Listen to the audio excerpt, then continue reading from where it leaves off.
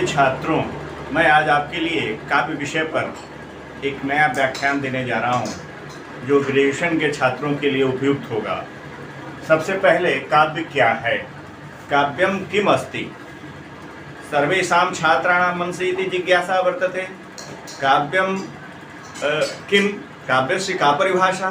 अतः इदानीं सम्प्रति अहं भवतां सर्वेषां छात्राणां समक्षे प्रस्तौमि काव्यस्य अनेकाः परिभाषाः सन्ति।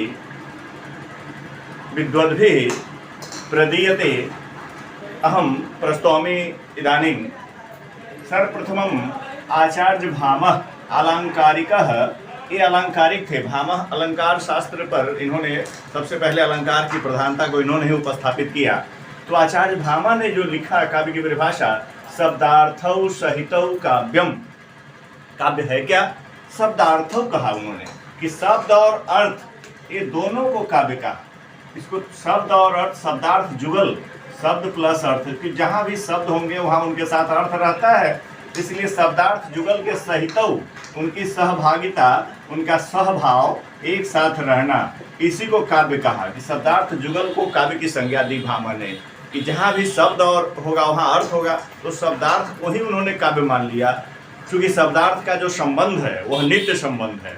आप इसको जान लीजिए। नित्य संबंध का मतलब होता है जहाँ एक के रहने के बाद दूसरी की स्थिति स्वयं ही आ जाती हो। तो जहाँ भी शब्द होता है वहाँ अर्थ होता ही है, उसका जो व्याप्ति संबंध है, इसीलिए इसको नित्य संबंध भी कहा जाता है। शब्द और अर्थ के बीच में जो संबंध है वह नित्य है, और इसीलिए कहा कि शब्दार्थौ सहितौ काव्यम। ये भामह ने स्पष्ट किया। भामह की व्याख्या के हिसाब से इसकी और भी व्याख्या की जा सकती है। ये अलंकारिक थे, अलंकार शास्त्र की प्रधानता को इन्होंने स्थापित किया है। और उसके बाद दूसरी परिभाषा मैं आज संक्षेप में थोड़ा थोड़ा दे रहा हूँ। उसके बाद दंडी आए। दंडी काव्यादर्श के प्रणेता थे। इनकी रचना है काव्यादर्श दंडी की। इन्होंने लिखा, इष्टार्थ व्यवच्छिन्ना पदावली कथ्यते काव्यम। कहा कि काव्यम किम? इष्टार्थ व्यवच्छिन्ना पदावली, तीन शब्द इसमें आया। आप देखेंगे अलग करेंगे तो एक तो इष्ट आया, इष्टा, उसके बाद आया अर्था, उसके बाद आया व्यवच्छिन्ना। ये अलग अलग अर्थ आया। और तब चौथा आया पदावली। पदावली कथ्यते काव्यम।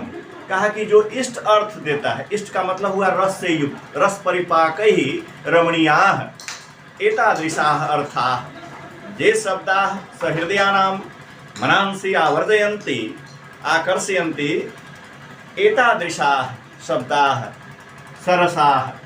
तो इष्टाः अर्थाः, अर्थ कहा, अर्थ आप जानते हैं वाच्य, लक्ष्य, व्यंग, तीन प्रकार के अर्थ होते हैं। इन अर्थों से समन्वित, वाच्य, लक्ष्य, व्यंग्य, त्रिविध अर्थ ही समन्विताः, व्यवच्छिन्ना, विलक्षणीकृता, चमत्कृता एतादृशाः पदावली, पदानामावली, पदानाम समूह काव्यम। ऐसा दंडी ने बताया। हम अभी संक्षेप में सब परिभाषाओं को दे रहे हैं। तो आपने देखा कि मैंने दंडी की जो परिभाषा है दी गई कि इष्टार्थ व्यवच्छिन्ना पदावली कथ्यते काव्यम, इसको मैंने तोड़ा कि इष्ट अर्थ का जो इष्ट अर्थ है, इष्टाह अर्थाह व्यवच्छिन्ना, यानी जो रमणीय अर्थ है, जो आनंद करने वाला है, जो हमारे लिए आनंददायक है, जो सहृदयों के हृदय को अपनी ओर आकर्षित करता है, ऐसे इष्ट रस से युक्त अर्थ, वाच्य, लक्ष्य, व्यंग, इन तीनों अर्थों से युक्त और विलक्षणीकृत, व्यवच्छिन्ना का मतलब हुआ विलक्षणीकृता, ऐसी पदावली, पदानामावली, पदों का समूह, वह काव्य कहलाता है, दंडी ने कहा। उसके बाद उससे आगे आचार्य विश्वनाथ बढ़े। आचार्य विश्वनाथ ने कहा कि वाक्यम रसात्मकम काव्यम। कहा कि कैसा? कीदृशम काव्यम भवति तरसात्मकम।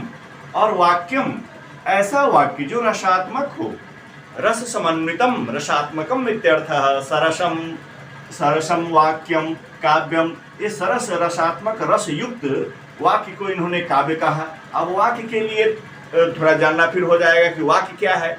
तो जिसमें आकांक्षा, योग्यता और सन्निधि, ये तीनों गुण हों, क्रम से व्यवस्थित हों, वह वाक्य कहलाता है।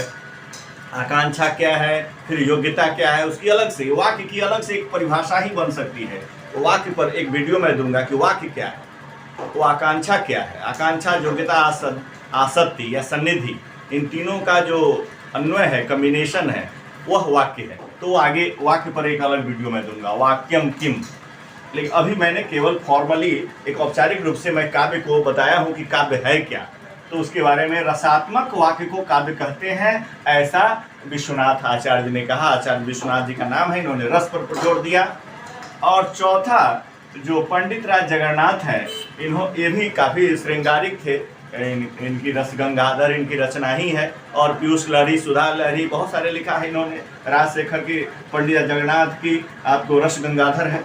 तो रमणीयार्थ प्रतिपादिका शब्द काव्यम, शब्द को इन्होंने भी लिया, कहा कि रमणीय अर्थ का प्रतिपादन करने वाला रमणीयार्थ। तो जो इनका रमणीयार्थ हुआ वही इनका इष्टार्थ हुआ। यहाँ इन्होंने दंडी ने इष्टार्थ लिखा, यहाँ इन्होंने रमणीयार्थ लिखा कि रमणीय अर्थ का प्रतिपादन करने वाला जो शब्द है वही काव्य कहलाता है। तो देखेंगे तो सभी परिभाषाओं में अंतर साम्य दिखता है। खाली विद्वान है तो विद्वानों के कहने का अपना अपना ढंग होता है। इस तरह से इन्होंने काव्य की परिभाषाएं अलग अलग दी। इसमें बहुत सारी परिभाषा मैंने अभी अधूरा रखा है, जैसे वामन ने रीति को काव्य की आत्मा माना, रीतिरात्मा काव्यस्य। एक परिभाषा बीच में और है जो आपको सौंदर्यम ग्राह्य, वामन ने लिखा है कि काव्यम ग्राह्यम अलंकारात्, काव्य अलंकार के द्वारा ग्राह्य होता है। और अलंकार क्या है तो उन्होंने आगे लिखा सौंदर्यम अलंकार। वामन की एक रचना है काव्य अलंकार सूत्र वृत्ति, उसमें उन्होंने लिखा है कि काव्यम ग्राह्यम अलंकारात् सौंदर्यम अलंकार, और काव्य अलंकार के द्वारा ग्राह्य होता है। और अलंकार है क्या तो सौंदर्य को ही अलंकार कहते हैं। फिर एक और परिभाषा है जिन्होंने दिया है मम्मट ने, आचार्य मम्मट, समन्वयवादी आचार्य थे आचार्य कवि मम्मट, जिनकी रचना है काव्य प्रकाश। तो उसकी व्याख्या मैं उसकी भी करूंगा। तद्दोषौ शब्दार्थौ सगुणावन अलंकृते पुनः क्वापि, तद्दोषौ दोष रहितौ, तत् माने तत् काव्यम, तत् आया काव्यम के लिए, दोषौ तद अदोषौ है, दोष रहितौ शब्दार्थौ इत्यर्थ। इसलिए उन्होंने अदोषौ कहा, द्विवचन का प्रयोग किया कि अदोषौ किम, तदोषौ शब्दार्थौ सगुणौ गुण समन्वितौ, तद्दोषौ शब्दार्थौ सगुणौ अलंकृति अनलंकृति पुनः क्वापि, अलंकारम मम्मटाचार्यस्य मतौ अलंकारम आवश्यकम अस्ति नास्ति वा, अलंकारम यदि अस्ति तर्हि श्रेयस्करम नास्ति तर्हि कापि हानि न स्यात् इति मम्मटाचार्यस्य मतः दृश्यते मया इत्यत्र अस्याम परिभाषायाम। इस प्रकार से आपने देखा कि एक काव्य का एक सामान्य स्वरूप मैं अभी बताया हूँ। अब इसकी एक एक परिभाषा का विस्तृत विवेचन मैं बाद में करूँगा। आज जानने के लिए अपने पाठकों को काव्य है क्या, आज इतना ही। अहम अत्रैव विरमामि। ये विद्वान् समं समक्षे समुपस्थिताः मम संभाषणं शृण्वन्ति तेषां कृते अभिवादनं, धन्यवादाः।